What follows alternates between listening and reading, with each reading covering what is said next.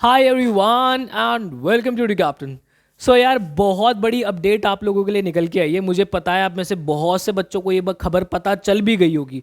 खबर क्या है यार, देखो सीबीएसई की ऑफिशियल वेबसाइट मैंने खोल रखी है। आप भी अगर देख रहे हो cbse.gov.in, यहाँ पे जाना है। मेन वेबसाइट पर आ जाना बच्चे। मेन वेबसाइट को खोलते ही यहाँ पे सबसे पहला जो एक नोटिस हमें दिया हुआ है, ज़रा उसको हम एक बार ओपन करके देखते हैं भाई। ठीक है, ये नोटिस हमारे सामने जो है वो आया हुआ है। और बहुत बड़ी अपडेट आपको सीबीएसई ने ये दी है कि हमारे 10वीं और 12वीं के जितने भी बच्चे हैं, अब उनकी परसेंटेजेस और उनके जो आपके ग्रेड्स निकल के आते थे, आपके डिविजन्स निकल के आती थी, आपकी सीजीपीए जो निकल के आती थी, वो अब ये लोग नहीं देंगे। मतलब कि देखो भाई, सबसे पहले आपकी डिवीजन जो निकल के आती है कि भाई आपके मान लो अगर 75% मार्क्स आ गए, फॉर एग्जांपल मान रहा हूँ मैं, 75% मार्क्स आ गए तो आप फर्स्ट डिवीजन से पास हुए हो, 60% मार्क्स आ गए तो आप जो है वो सेकंड डिवीजन से पास हो। ये सब नहीं मिलेगी, डिस्टिंक्शंस आपको नहीं मिलेंगी, कोई भी आपको एग्रीगेट अब नहीं दिया जाएगा। जैसे कि आपको ग्रेड दे दिए जाते थे ना, कि आपका जो है A1 ग्रेड आ गया है उस सब्जेक्ट के अंदर, A2 ग्रेड आ गया है, B1 ग्रेड आ गया है, B2 ग्रेड आ गया है, वो सारी चीज़ें नहीं दी जाएंगी। ओवरऑल जो आपको सीजीपीए दिए जाता था कि आउट ऑफ 10 आपके जो है 7.5 सीजीपीए बना है, या आउट ऑफ 10 आपका 9.8 सीजीपीए बना है,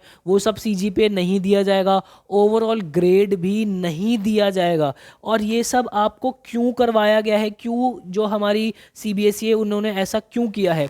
इसमें सबसे पहले देखो एक चीज़ उन्होंने ये मेंशन की है कि अगर एक बच्चा वो 5 से ज़्यादा सब्जेक्ट अपने पेपर के अंदर लिखता है 10वीं के अंदर या 12वीं के अंदर, तो उसके बाद वो जिस भी कॉलेज के अंदर जाना चाहता है, या 10वीं 12वीं के बाद वो जो भी नौकरी करना चाहता है, वो डिसाइड ये कॉलेज करेगा या वो एम्प्लॉयर करेगा, वो कंपनी करेगी, या वो जहाँ भी जॉब करना चाहता है वो डिसाइड करेंगे कि वो कौन से 5 सब्जेक्ट लेना चाह रहे हैं, वो किस 5 सब्जेक्ट पे जो है उसको इवेलुएट करेंगे। तो ये सारी चीज़ें जो है इन्होंने की है। अब इन्होंने ये किया क्यों है यार? देखो आपको पता है, नो डाउट हमारे 10th और 12th वाले जितने भी बच्चे हैं, वो उनके ऊपर ना बोर्ड का इस लेवल पे प्रेशर आ जाता है कि अब बच्चा जो है ना, वो इस प्रेशर के अंदर जो है वो पढ़ाई करना कम, वो रट्टा मारना जो है वो बहुत ज़्यादा शुरू कर देता है।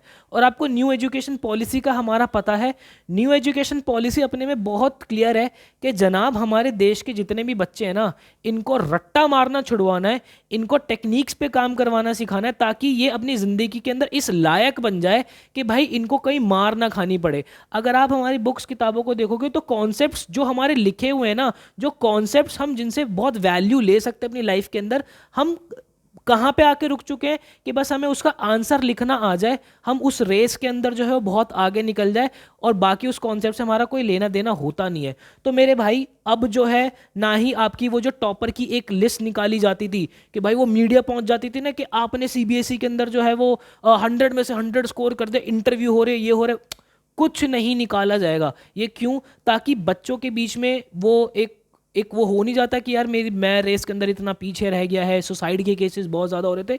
तो ये सारी चीज़ें कम करने के लिए आप रट्टा ना मारो, इन सब चीज़ों के पीछे जो है ये सारे डिसीजंस जो है वो लिए जा रहे हैं। बट इसका एक इम्पैक्ट जो मुझे कहीं ना कहीं लगता है, अब यहाँ पे देखो, वो हमने सुना है ना कि every coin has two faces.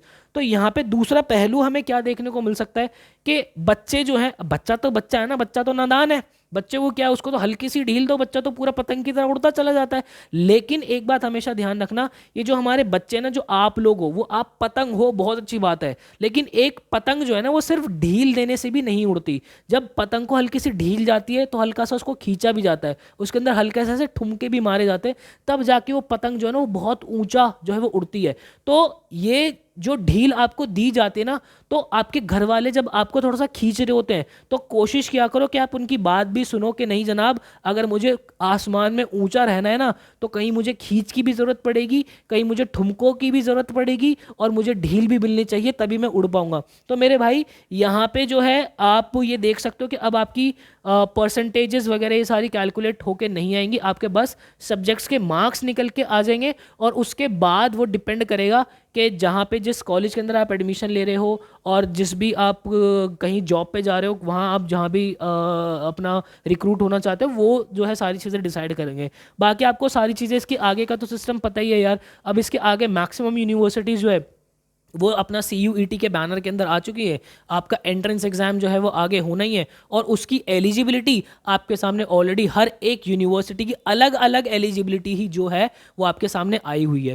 Channel को सब्सक्राइब तभी कीजिएगा जब चैनल पे आपको बेस्ट और ऑथेंटिक न्यूज़ चाहिए हो। बाकी के तमाशे तो आपको पता ही है, वो यूट्यूब पे होते ही है। मिलता है ऐसे किसी नेक्स्ट वीडियो के अंदर, मुझे दीजिएगा इजाज़त। Till then bye bye and take care.